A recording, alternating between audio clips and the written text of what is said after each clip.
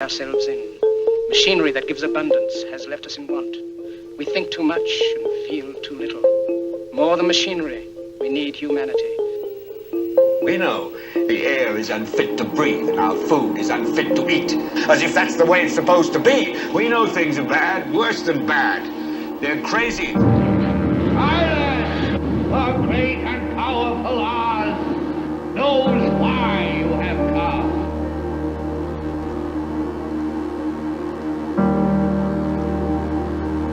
You've got to say, I'm a human being. God damn it. My life has value. You have meddled with the primal forces of nature. Don't give yourselves to brutes. Men who despise you, enslave you, who regiment your lives, tell you what to do, what to think, or what to feel, who drill you, diet you, treat you like cattle, use you as cannon fodder. Don't give yourselves to these unnatural men with machine minds and machine hearts.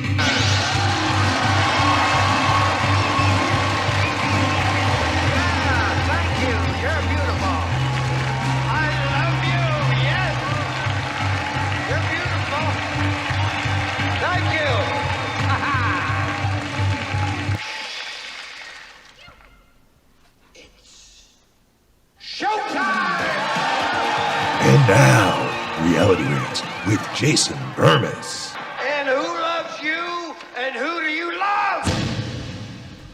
Good morning. Good morning. It is Reality Rants. I am Jason Bermas. This is Red Voice Media. And it is my pleasure to announce that I will have the founder and head of Red Voice Media on the program about 30 minutes in. We're going to be doing 30 minutes on the YouTube side, and then we can talk about the real stuff on the other side. Last night, I actually was going to put a video on YouTube, and I just couldn't do it, guys. I just couldn't do it. We had released from 2 weeks before a piece I had done on the Faustian deal with the media and the military-industrial complex. And yes, the Twitter files are becoming more and more of a big deal as more and more of them are released and more journalists are getting access to them. And according to Timothy Shea, who you will see me interview tomorrow on the broadcast, the last broadcast before Christmas, by the way. Merry Christmas, everybody. He claims that Musk has said that after he's done with all these media stories, he's going to do a straight dump of all the files. Okay, but still, what bothers me about that is there will already be an established narrative of those that actually cover it. And it is absolutely 100% super shameful that the vast majority of the mainstream media has not touched this, or when they have talked about it, they've said it's a nothing burger. It's anything but that.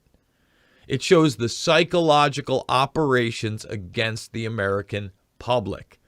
Psychological warfare being waged on you, your family, and your friends on behalf of a predator class agenda. That's reality. That's what we cover here. And I played a piece from like 4 years ago that I did on reality and how Karl Rove essentially talked about it was really his ilk that creates reality. And you just got to sit back, take the ride, and maybe you can comment on it. Maybe you can't in this environment. But you'll take a look back at it and, essentially you'll write what you will. That's all. Because this is their ministry of truth.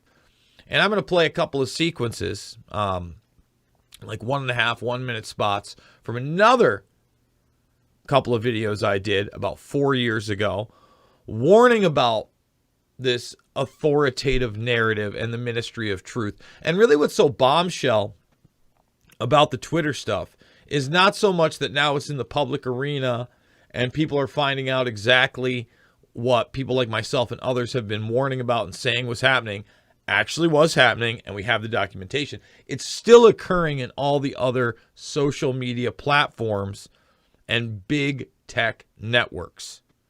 And it's still happening on a micro scale via their own software that goes even beyond the commercialized stuff like Alfonso, which is auto content recognition. Okay? And it just takes it all. Content recognition. It's not really listening to you because it's not a human being. It's not really recording you because it's not recording that. Just interpreting things in real time and building algorithms. In a metadata nightmare, the likes of which we discussed yesterday when we played what? Google's selfish ledger. Okay? And in that great narrative that's being spun to us, it's freedom and democracy versus the scourge of Russia, of the Pootster, of Poot indeed. Okay? That's what we're being sold on constantly. That's what they're talking about. And now the Rambo-esque movie star, and he is an actor. He played the president before they installed him. That's how society works. That's part of the psychological warfare. And it's not just against the United States. It's against the global populace. I mean, you realize how low the photographer had to take that shot to make Zelensky look almost as tall as the soldier that's clearly in the backdrop towering over him? I mean, he's smaller than everybody there, but he's Rambo. And Mr. Zelensky is coming to Washington. He's on his way here. He hasn't left the front line of that conflict yet. He's stayed the course. But now, as we approach a year, we're about 10 months deep. 10 months deep. And by the way, they're talking about sending Patriot missile defense. It ain't even a proxy war at this point, folks. More and more, the United States is just outwardly there. And remember, they've already built up the unquestioned mercenary infrastructure in which you can just take a privatized military, hire them from some shadowy network that has plausible deniability against the United States and still direct it. Despite the fact it's been pretty obvious that via Starlink and obviously Blackjack and all these drones, they've already been working with the United States. And I would say the U.S., because they have their satellite infrastructure there, has more command and control than Zelensky ever could. So even if Zelensky wanted to be the big dog and say, oh, I'm going to run this the way I want. No. Easy, partner. Easy, Chip Riverdale. It's not how it works. You know, they may have propped you up. like you're the dude, right? He's not in the t-shirt there. It's a little chilly out. But come on. But this is it. This is the narrative they're selling you on. Okay? So I got a couple stories I want to bang through. And then I'm going to play these clips. I'm going to comment on them as well. Because on one end, you have this ministry of truth that was outwardly being constructed, authoritative source style, back in 2018, way before the COVID-1984 nightmare. Period. It was there. I was warning about it. We know that signature reduction, which is heavily embedded in these companies, again, this is a psychological warfare program, at least a decade old. At least a decade old. And the fusion centers go well beyond that. So, you know, we have to be grown-ups. We can't be children about this. And somehow, some way, something has to be done. And I would say that people need to be prosecuted at Twitter. And then they also need to be prosecuted at these other companies. But that's not going to happen because they're working with the Department of Justice. And it's the Department of Justice that would have to prosecute these people. It's business as usual. It's how the military works, son. So we're going to play those clips. And then I've got these MK Ultra clips because it's coming back in the lexicon.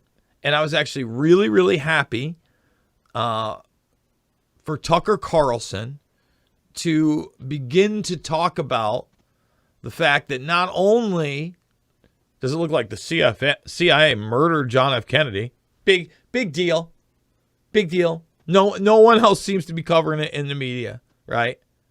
Although I've heard people have been sending DMs that Jesse Waters tried to blame it on Russia via some other documentation.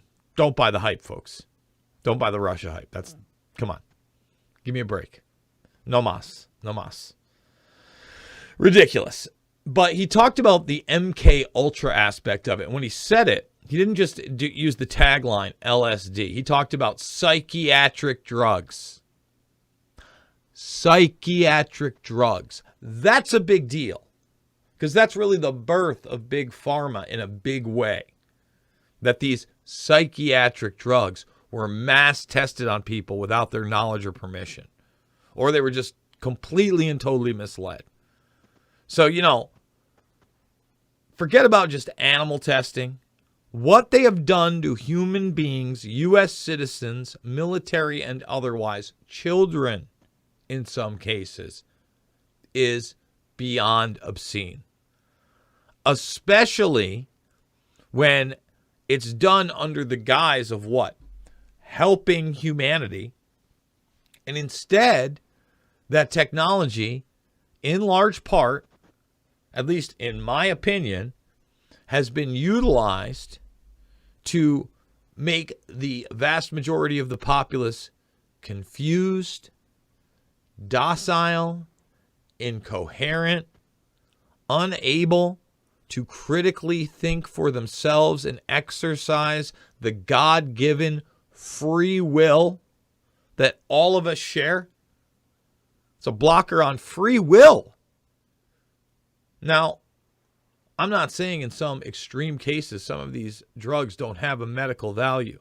I'm a big proponent that there is a thing called crazy, okay? That people can, in fact, have mental illness and severe mental illness, and perhaps they should be medicated with something. But when you make medicine a for-profit business, you need customers. That's a huge conflict right there. That's number one. And number two, more and more, aside from the last few years, over the last really few decades, if you look at the history, if you start looking at it, I'm not so thrilled with the medical community. I'm not so thrilled with the drugs they've given people and the results they've had. We've all been promised, at least I was promised so many times when I was a little kid and then into college. All technology was going to be there, that, we're going to double lifespan, the kind of things that the Kush said, where my generation might be the first to live forever.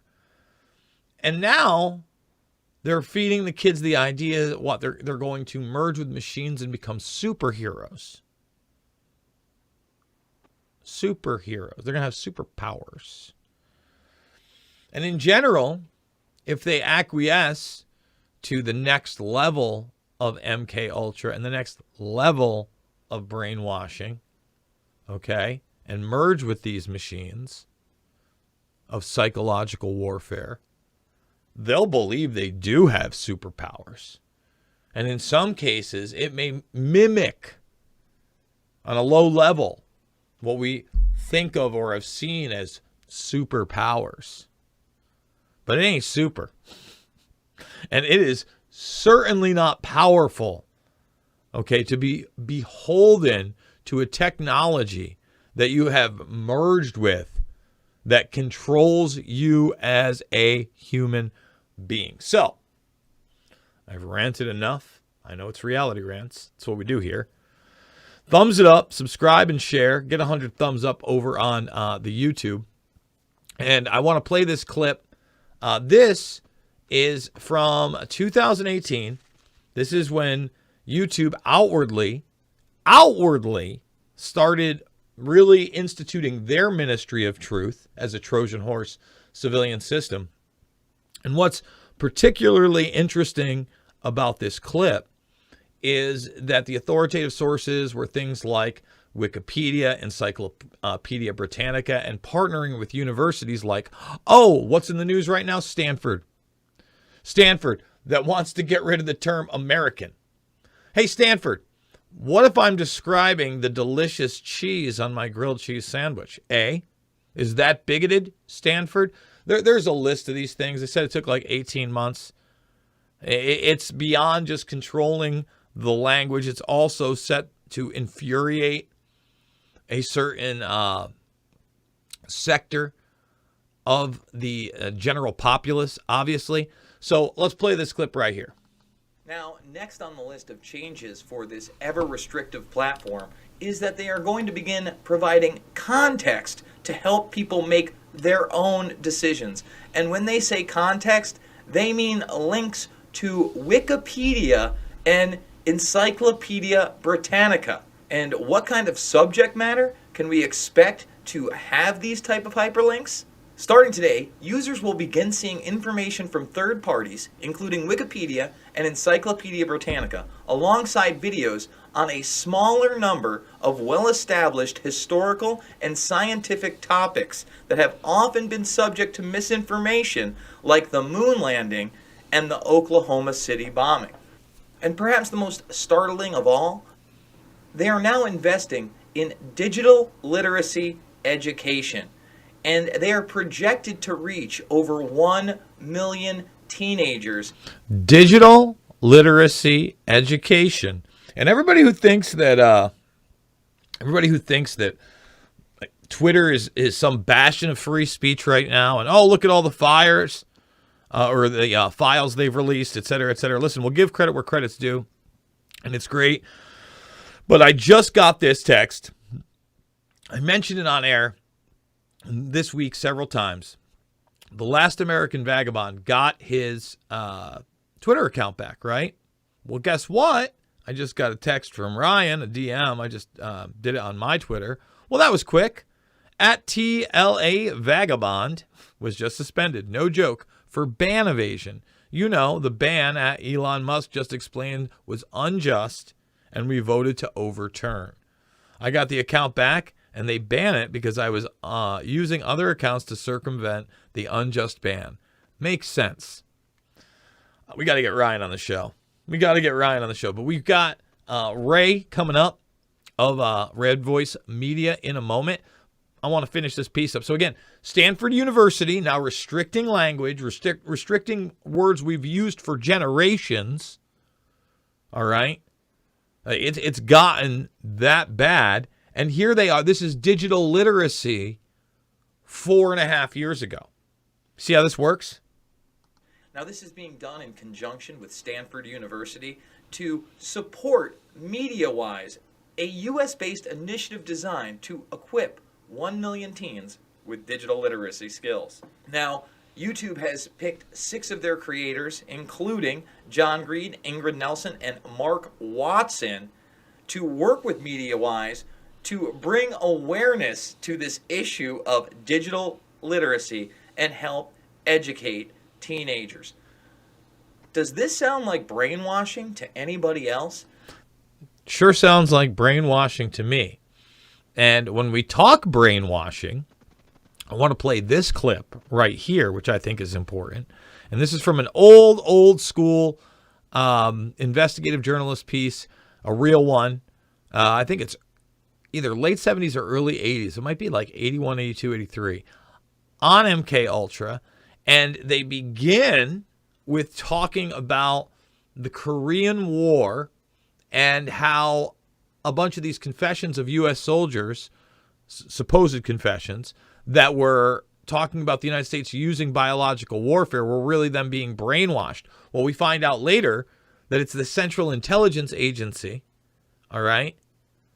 It's the military-industrial complex that comes up with that terminology when this occurs to flip the script.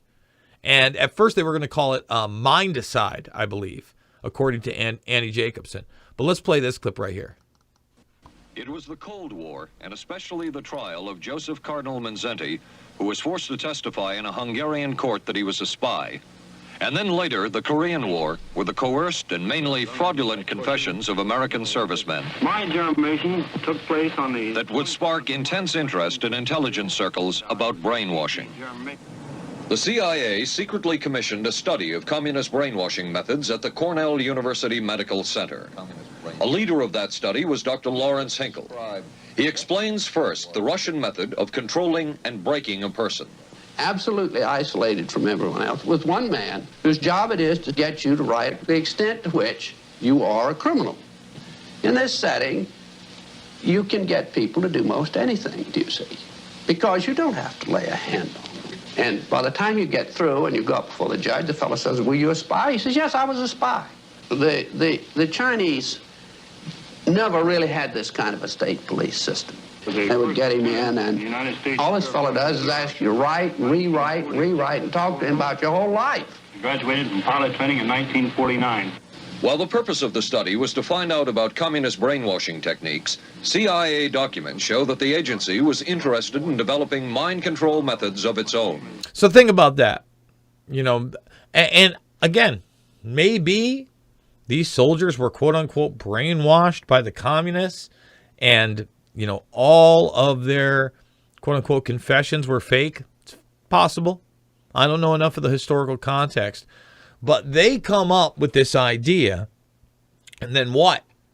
They have to do the same thing in order to compete. That's the excuse. So essentially, we're going to do even worse things because the ends justify the means. To precondition and control Chinese living in this country to be sent back to their homeland as CIA agents. What do you think they were looking for? Well, I think they weren't looking for agents or anything like that. Yet the agency's perception of the work you were doing, in CIA documents we have examined, it says that the project that was being done here, they intended to use everything learned about the new agents to induce them to, quote, to perform acts of a complex, purposeful nature. Yeah, but that was never done. The effects of which may be out of keeping with the individual's previous behavior. That sort of thing was never done. Those people were not, that was, when they first came here, the first people they sent up to see us, you see, were operational type people from the CIA with some rather wild ideas. Okay. Rather wild ideas. Now, again, this is back in journalism when you challenged somebody and you said, and yet, and then you followed it up. And the guy, you notice that he closed his eyes and shook his head. He never looked him in the eye. What does that tell you? You think this gentleman is an honest guy? Think he's done some maybe unethical type of experiments on human beings with that demeanor? I don't know. I don't know. I don't want to make a rash judgment. This is their perception of it, if I could just continue. No, it wasn't their perception of it either. No, it wasn't. Dangerous to his being, contrary to any previous consciously expressed intentions and interests, contrary to the good of the individual, and subversive to the goals for which he is consciously working. I understand all this talk. But the situation was, you see, those things were never done because of wise people on both sides. We not able to do this nor interested in it. They were, though. Some of the low-level people were, but the high-level people were not, to tell you the truth. So, again, some of the low-level people really wanted to do the bad stuff, but the high-level people saved us all, just like they always do. But documents clearly show that the CIA was attempting to develop agents over whom they had as much control as possible. Agents who would perform tasks contrary to their own good. Is a Manchurian Candidate, controlled by others to do things against his will, possible?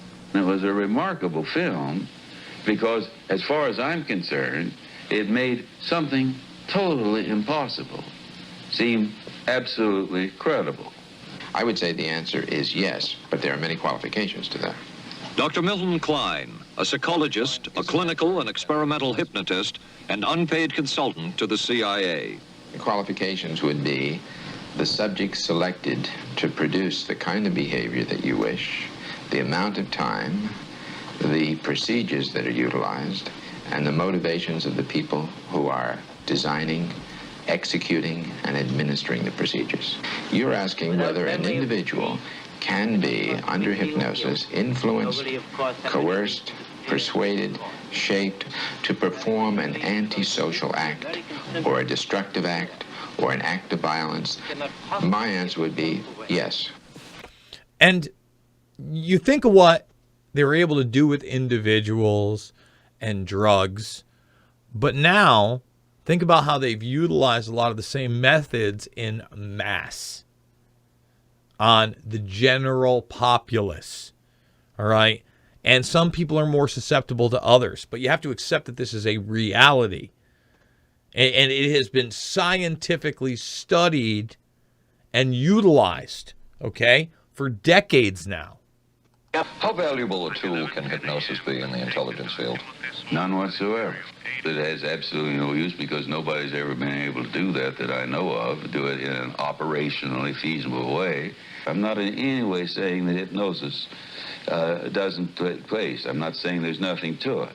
I would say that most government agencies concerned with intelligence operations have been looking to hypnosis as a tool for a variety of purposes, one of which is to carry out and to execute certain intelligence operations on a basis where they would not have to rely completely on some of their own emotional reactions. Actually, would that entail murder? It could, if you consider that an act of killing someone under circumstances of war is murder. I think one has to define what that means. No, I'd call that murder. Hey, yeah. One has to. I mean, even this guy right here is trying to be as straightforward as possible. Look at that little glimmer, huh? Look at that little, huh? Under circumstances of peace. Under circumstances of peace, it would be murder. Another former... And I would also argue it would be murder, not under circumstances, especially what we define as war or conflict at this point. You know, I talked about this again and again and again. When we're talking about the war of terror, or you're talking about enemy combatants being defined as 16-year-old males. It's hard to say in this environment what that would mean via the transgender explosion out in the Middle East. That's sarcasm, folks, by the way. CIA agent says that Fidel Castro at one time was considered as a possible target for a Manchurian Candidate. Castro was naturally our discussion point. Could you get somebody gung-ho enough that they would go in and get him? But if you have 100% control of a guy, you have 100% dependency. If something happens and you haven't programmed it in, you've got a problem. So in the end, it was decided that a Manchurian Candidate was not feasible. But the search for mind control continued. Covering a span of history such as we are in this report, one can get sidetracked by the so-called glamour and mystery of espionage work or by the exotic qualities of some drugs. But what you can't lose sight of is what all of this would mean in terms of individual human beings. There would be deaths, there would be long-lasting and harmful effects. So I'm going to cut it right there. There's another 7 minutes or so of the clip on electrodes. One of the reasons I want to talk about that is because a lot of these brain chips are utilizing that technology, just much smaller.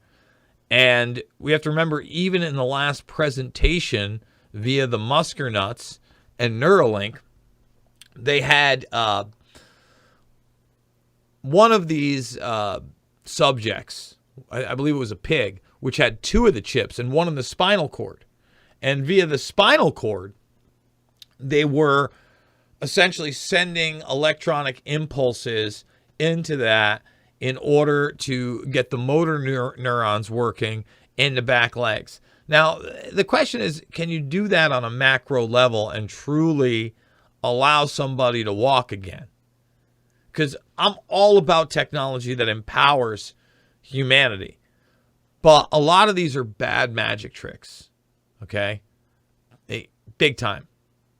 And we also have to realize that the technology has advanced so much and really, in my opinion, has always been the horse in front of the cart. In other words, it's kind of always been that way when you look at special effects and you look at entertainment, that it's able to fool people. And now with AI and deepfakes, it's gotten, to the next level. All right. I am excited here. So, folks, without further ado, we have the man, the myth, the legend, the guy who brings you Red Voice Media himself. Ray Dietrich is with us for the next hour or so. Ray and I have only known each other a few months. I'm not even really familiar with the genesis of Red Voice Media. So this is going to be a fun interview for me, and I think that's kind of the place to start. When did Red Voice Media start, and what was your motivation, Ray, for starting this media operation? Well, thanks for having me on the morning action, getting me going early today. I appreciate it. RVM got started, it's actually 2 years ago this week. My partner, Zach Heilman, and I, he's the guy, behind the keyboard 14 hours a day that nobody sees. We were running, because I was in law enforcement for about 20 years, got sick of it, got out, and we were running like big law enforcement pages, like pro police, kind of kicked off after Ferguson, and this whole war on police kind of kicked off, and we built up these big fan pages on Facebook, right? Great place to build something where you don't own it. So we ran that to like 2 million followers. We were doing really well with monetized video, like full-time, income for a couple people. And we got censored out of existence. They flipped the switch on us, and we went from, so many K a month to 0K instantly and never to be had again. So we're like, okay, well, the censorship thing sucks. So what can we do? And, we built a censor-proof platform, right? Like the servers are protected, the email's safe, like all the things that big tech can't do to like just dismantle you. And we decided to build a platform 100% on free speech, right? And just, fuck the world, let's go. And that's pretty much where we are at RVM. And I love that. Let's talk about that, because one of the more absurd things that came out of the COVID 1984 nightmare, I want to be careful. We're still on YouTube right now. You know the deal. Was that all of a sudden there was this mantra of defund the police. And I've always been a big accountability guy. I've always said, look, when you have abuse, and you're going to have abuse in any kind of human-run organization, especially, ones that have power, that's a big deal. We need to get rid of that. I always thought police brutality can be a problem. When they started more and more associating that with race over the last decade plus, when it really cooled down after the 90s, so I would say that period after Rodney King, late 90s, early 2000s, it wasn't really emphasized that much. That doesn't mean it wasn't there, but it certainly didn't have the racial aspect to it. And it wasn't until after the Barack Obama presidency kicked off that you started gearing up. But we had never gotten to a level where they started saying, we're just going to defund the police. We're not going to have law enforcement anymore. And I was always, that's absurd. And, one of the big problems I've always had, Ray, with anarchists, right? And Luke Rudowski's a good friend of mine. He's one of these no government guys. And so even some of these libertarians and all this stuff is, look, guys, we're way beyond that, number one. And if you really want to get down to where our government started, you have to look at sheriffs and law enforcement as a pillar of what the United States was, because they also realized they needed mediators and law enforcement. And you want human beings, hopefully those with training and discernment, to be in those positions.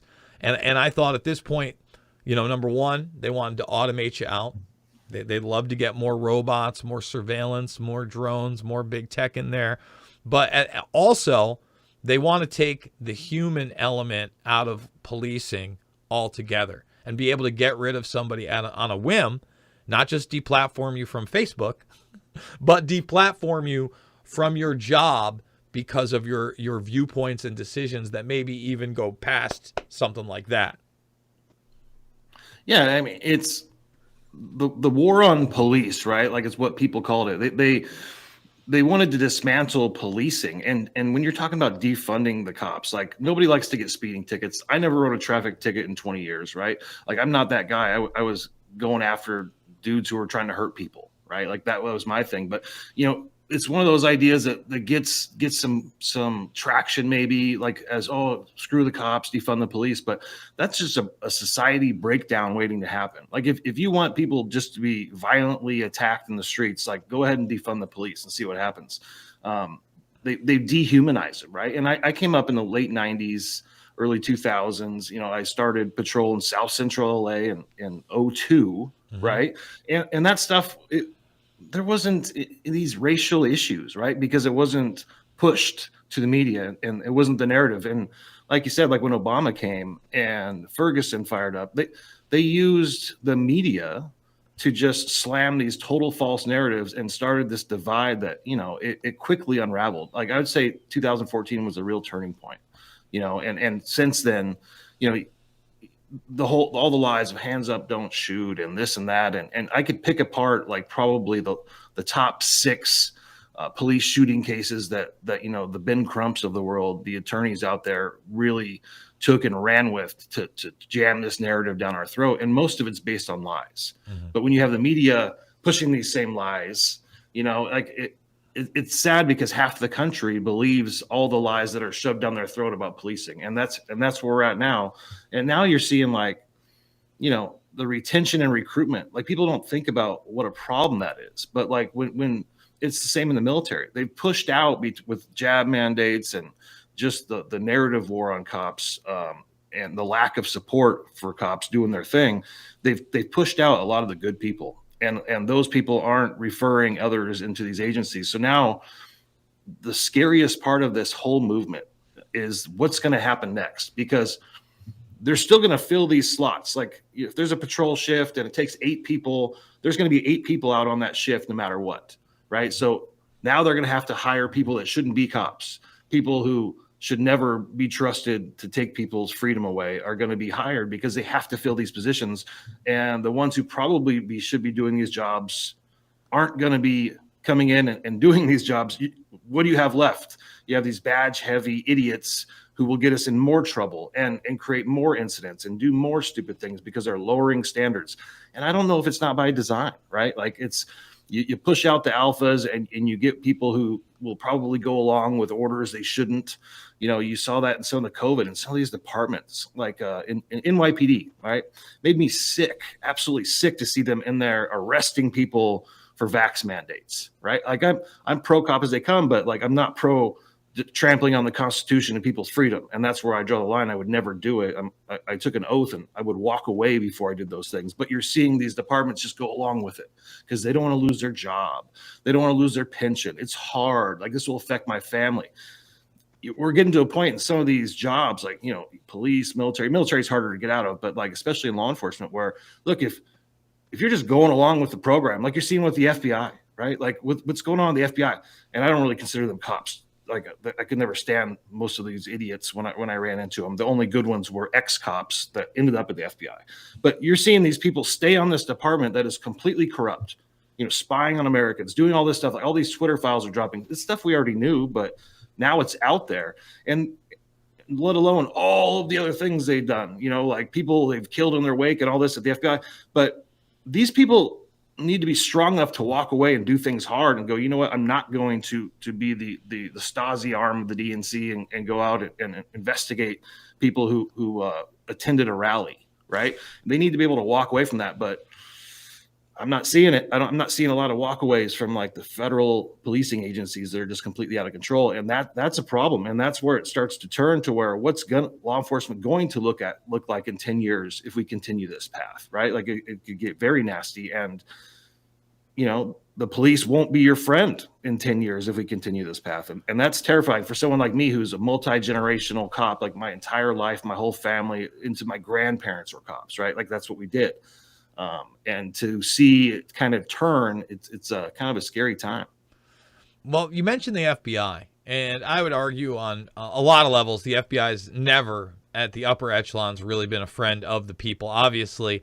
But on the lower levels, the idea that you're openly advertising to get people that are mentally ill into your organization. And people, for those that don't know, that's not a joke. They ran a national spot where I believe they had a woman of color, Ray, narrating, and the main I guess, person, but they showed a bunch of people talking about their mental illness while at the agency. And the thing is that, you know, when you grow up as a kid, at least in my generation, we're similar ages, one of the things they always kind of threatened you with is your permanent record, or if you wanted to join an agency, you kind of had to have a squeaky clean thing, because they're going to call people that know people that you know that never met you, and they're going to do a background check. And there was a certain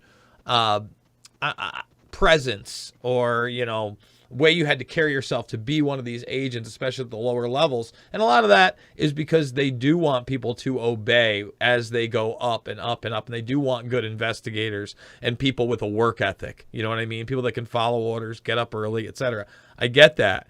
But now it's like, phone it in. It seems like everywhere it's just like, phone it in, take the pills. We want you here. We don't care. And then they purposely put these government figures out as the face of the government, you know, like the Brintons of the world, or I forget what the Assistant Secretary of Health or whatever, the Sea Commander. Admiral Levine. Levine, the Admiral. They put the Admiral out there. And it's like, I don't think people get how many people work in these bureaucracies. Why are they putting these people out there? It's because they want to infuriate some of us, but they also want to say, come on in. And I really, truly believe that they're doing that to not only delegitimize these agencies and organizations, but get us ready for automation, and that just like less people are going to be working. And you don't have to be that adept. And you are going to have to kind of normalize this UBI system. And I don't know, you've been around, I've been around a long time. I've headed up a bunch of, you know, different jobs where I had people under me. I've gradually seen people get worse. But like, are you seeing the same thing where there's just, people don't want to work. They don't really have a purpose. They don't have a drive for anything. And they're just kind of like there waiting around. It's weird, right? Yeah, it's everything's handed to them now. I think social media, like, you know, we're old timers, like we can talk about like pre-social media, right? I think that's changed so much, like how we're wired, how we talk, how we're connected, and it's making a bunch of weak people, unfortunately. And when you have like these agencies recruiting, that's who they want. They want the yes men. They want somebody who's never going to fight back or question anything. You know, and you're talking about the backgrounds that they used to do. Like when I came on, you know, with LA County Sheriff, the famous thing they used to do is send 10 letters to people that you recommended to recommend you, right? Mm-hmm. So you'd give 10 letters, and then they'd send letters to your neighbors, like all the way around in all directions. And then they would ask for other referrals from those people. So there would be like a letter tree that would come up, and all of your skeletons would end up coming out in the closets, because somebody would rat from the person who told the person who, oh, he used to smoke weed, and then he'd be out, right? Like that stuff's going away, right? It's gone. Yeah, it's the vetting. Like I think they're intentionally putting in weak people who are, you know, tending to go with leftist ideas, and it's to push the people, you know, like me out, who question things and look at what's right and wrong, right? Like the right and wrong people who actually, you know, critically think about things, like they don't want them. That's not who they want. And you're probably right about the automation. You know, less is more, and they have more control. I don't know where we're headed, man, but it's not a pretty picture, and it's not going great so far, right? No, it's not going great so far. And they've kind of beta tested these things in larger areas. They had the robot dogs walking around New York City at one point. People got upset. It only lasted for a few weeks, gone. The San Francisco robot dogs, though, they're staying. But we're writing up legislation. They can't carry lethal weapons. Excuse me? Excuse me?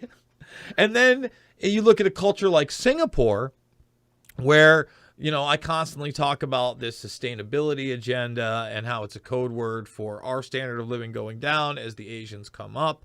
But you look at Singapore, and during the whole thing, they had robot dogs in the park. And not only did they have the dogs in the park, it wasn't 6 feet there, it was 3 feet there. But if you were within 3 feet of another person, the robot dog, which had facial recognition and movement recognition, would turn to you and tell you to get away from that other person. It's weird how it works. There's another 3 feet leeway when the robot dogs are on the street, as long as you're listening to them. That's terrifying, right? Like using tech. Like I saw that story in San Francisco, and they run a horrible department anyways. Look what's occurring in that city, and then for them to talk about doing lethal options on a robot dog, right? Like it's crazy. You know, there's things to be said about, you know, with like the SWAT teams, they use like some kind of robots to get camera views, right? Like, and I'm okay with that because that's better than somebody getting shot in the face to get eyes on a bad guy they're trying to get. But when you're starting to weaponize, you know, this kind of tech, that's just crazy. And I hope that trend goes away, but I think you're going to see way more of it. I think they want the drones flying, checking QR codes at the checkpoints like you see in China. And you know, there's all the drone teams popping up in law enforcement agencies all over the country. Like they're embracing it.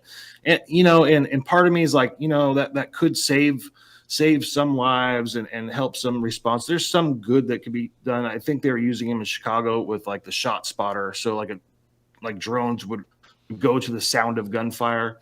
There's something to be said for that, maybe. But the problem is when you give them that much power and you're giving them new surveillance tools and techniques, they're going to use them. Like 100% they're going to use them, right? Like that's how cops work. Like I used to work dope and we would push all the way to where it was legal. Right, all the way on the line of legal, like whatever tools we could have, they're going to use. Like government never doesn't use tools if they can. So like as we roll out these new things for you know our agencies, we really have to watch that, man. Because like where does that end once we have drones and robots and all the things? Like that's going China real quick. And it's not just China. So I'm going to play this clip for those that haven't seen it. This is again 2020. Singapore, and you notice these things have different mount systems. Please stand at least 1 Okay, meter so apart. it's telling everybody about the social distance. Walk right up to you. Spot patrolling the park in Singapore. Can you imagine being? And again, these are people that were outside, and it sensors that, you know, it uses sensors to see them and moves them, and then it rolls up on them and tells them whether or not they can be next to one another. Let's keep Singapore healthy. For your own safety and for those around you, please stand at least 1 meter apart. So 1 meter, there it is. Stand at least 1 meter apart. If we got the robot dogs, you get another meter. So maybe we should have the robot dogs, especially because apparently we're going to have pandemics forever, Ray. The other thing about that device is, on a larger scale, it was developed via the military. They were utilizing those in Iraq and Afghanistan. They were called big dogs then. They weren't Spot, you know, so they get smaller. It's cuter. But then you equip this with an Android operating system and a multitude of mounts. And some of those mounts are now lethal weapons. But otherwise, these mounts can automate out a lot of jobs. These things can walk upstairs. They can carry loads. They can open doors. I hate talking about the automation stuff, but it's real. It's coming. And you just saw the Biden administration come out and Powell agree that somehow 1 million new jobs were created. Last night, Tucker Carlson challenged that and said they couldn't find 10,000 new jobs that had actually been created. If this stuff is already kind of going on in the background and we have any type of a financial collapse, do you think that they would not only utilize the CBDC but kind of have a rollout and a coming out party for this technology? Yeah, because they're not going to say no. Like that's the big terror, you know, when you're talking about this kind of technology is if you can replace like a cop with some machine that never says no and doesn't have this thing of, you know, with compassion or can follow the spirit of the law versus the letter of the law, like you're in trouble, right? And that's like a yes man army. And that's like the last thing you want in the government. That's That's a formula for disaster is what that is. It's really the last thing you want in any type of institution that's important to humans. And they want it in the, I guess, most pervasive of ways, not only in law enforcement, but they want it in medicine, they want it in education. And that should tell people something. Imagine a world where you don't have Peter McCulloughs or others with the ability to challenge a narrative because they're robots and they're automated. Imagine a world where you can't have a whistleblower inside the school board or a good teacher just step out and say, enough is enough, especially with the madness that we've seen now to give really children autonomy over their parents if they all of a sudden identify with a specific listed mental illness. Like that, everything I said, there's a fact. It's still listed as a mental illness, but if they identify that they have that mental illness, then all of a sudden they have autonomy over their parents. I don't know if you're a dad, Ray. Yep. But I mean, talk about that a little bit. The fact that your rights as a parent, within the media at least, have seemed to be circumvented, and they've tried to institutionalize that through the education system and the media. Yeah, I've got 3 kids, and when I see these congressmen out on Twitter talking about what a stupid idea it is to have the parents lead in what they want their children educated in, I know there's a problem, right? Like when you're talking about like they want to do this trans, this trans craziness where they're transitioning these kids or honoring their pronouns or giving them chest binders, in middle school and not talking to their parents about it or not notifying their parents. That's crazy. The government is not this big, well, it is a nanny state, but it shouldn't be, right? Like as a parent, it is crazy what they've done to try to control kids, to try to indoctrinate kids, and that's the way I look at this. Like I sent 2 kids to college already, and damn straight I didn't send them without speaking about my beliefs and my values and my way of thinking, not thinking they're going to latch onto it and exactly go with it, but I'm not going to let some professor, some leftist woke idiot, talking about everything that I don't believe in, get into my kids' heads before I can. Like at least they have a chance to hear another side of it. And I think that's what this really boils down to. And that's the only way you can protect your kids in this environment is you have to have these conversations and let them know how you think and why you think that. Not just like, oh, you're going to do this and you should think this, but really dive into these issues with kids, because I don't think parents do that. And when they're not doing that, that's why you're seeing just this craziness in the school systems and in college and how far it's skewed in one direction. It's not a place where conservatism is even accepted. Like you have a TPUSA, which I'm not a big massive fan of or anything, but if you have one of those stands at a college, you're probably going to get attacked by the local Antifa chapter, right? And nothing will happen. So I kind of got off on a rant, but that's the show, right? But it's scary to see what's happening with kids, how much they're trying to control them, kill the family unit and all that. But I think it really does fall on parents, and I don't think that's happening enough. Like you have to indoctrinate your kids before they can, is the way I look at it. Yeah, I would say indoctrinate them with the idea that biology is real, that there really is no stronger unit than the family unit, that love is the ultimate truth, and no one is going to love you like your family. Despite all your faults, all your missteps, all your problems, family is that unit. And I think that's the ultimate thing that you kind of have to get across to your kids. And the more I think that they are invested in that and understand that, they're going to at least respect your opinion and at least take a look at it, or it'll be in the back of their head. And people don't understand how much of an effect you can have on somebody, even if they're acting a certain way or saying something different, especially if it's somebody that you love and they love you and they know that there is a chance, you can bring them back, or that, it doesn't have to get as bad. There's plenty of redemption out there. We don't act like it, but we need to. We have to really reach out to other people. And that's the other thing. I talked about medicine for a minute. We have to have empathy, right? And we also have to find points of agreement. You just mentioned Turning Point USA. And, one of the first conversations we had, I'm like, wait, I'm no conservative. I hate everybody. They are not my friends. I'm not a liberals friend. I'm not a conservative friend, any of that. But I look at Turning Point USA, and I look at Charlie Kirk and how he's one of the biggest voices out there talking about transhumanism and getting really into the nuts and bolts of it. And then he has Steve Bannon on a few months ago at an event, and he's talking about transhumanism, cancer moonshot, something I'm not seeing anybody else but me talk about. You know what I mean? I'm like, okay, great, awesome. And then at this last event, they had Tim Cast out there, my good friend Luke, doing panels. They've had Alex Jones on there. It's come a long way. It's come a long way. And, so many people were on me about my Roger Stone interview, or I'm talking at the Reawaken America tour. I don't understand that. I want to talk to as many people as possible. I want to be as respectful as possible when I talk to those people. And I want to not shout over them or tell them, what they are, but give them a chance to discuss their viewpoint. And maybe we can all learn something. Maybe we can get into a conversation where we don't have to agree. Imagine that. And other viewpoints can get out there. And at the end of the day, you might think about that viewpoint and maybe think that person has a point and maybe we should move in that direction. Or they might think that about what you said.